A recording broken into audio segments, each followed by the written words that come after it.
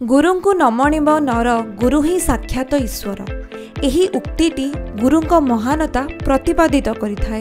एही मंत्ररे अभिमंत्रित होई सारा राज्य रे गुरुवार खूब आनंदोल्लास रे गुरु दिवस पालित होई जाइछि। सेहिपरि गुरुवार भद्रक महाविद्यालय परिसर रे अनुष्ठित होई जाइछि राज्य स्तरीय गुरु दिवस और विद्यार्थी संबर्धना समारोह। एही उत्सव रे जिलापाल दिलीप राउतराय, मुख्य अतिथि भावे भद्रक सांसद अभिमन्यु सेठी और शिक्षाधिकारी जोग देइथिले। एही उत्सव रे जिलार 7टी ब्लॉक रो छात्र छात्री माने जोग देइथिले। उत्सव रे जिलार कृति शिक्षक शिक्षयित्री मानकु संबर्धित करा जायतिला। एहा परे 7टी ब्लॉक एवं जिला स्तरीय मेधावी छात्र छात्री को पुरस्कार और मानपत्र दिया जायतिला।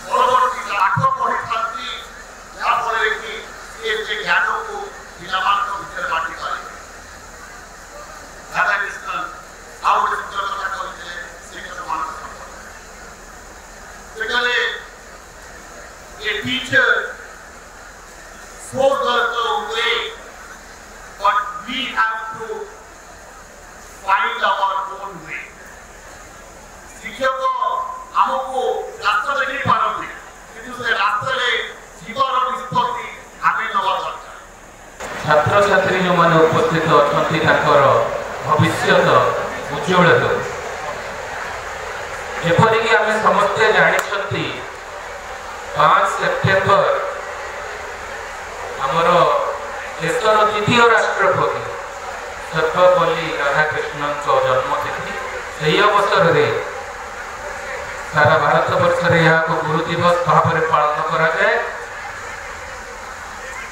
गुरु दिवस आपण माने जानी खुशी हे गुरु दिवस केवल आम देश में पालन करा जाए, सारा पृथ्वी रे विभिन्न तारीख रे गुरु दिवस पालन करा जाए। कोठी सेप्टेम्बर 11 रे, कोठी अक्टोबर 5 रे, अक्टोबर 7 रे, तो प्रायतः देशर पृथ्वी रो प्रत्येक देश रे गुरु दिवस पालन करा जाए। एठु आपण माने समस्ते बुझी पारुथुए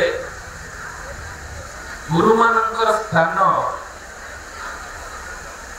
तो गुरु मानक केते सम्मान सारा पृथ्वी रो लोक माने। भद्रक रो जगन्नाथ बेहरांकर रिपोर्ट, खबर ओडिशा।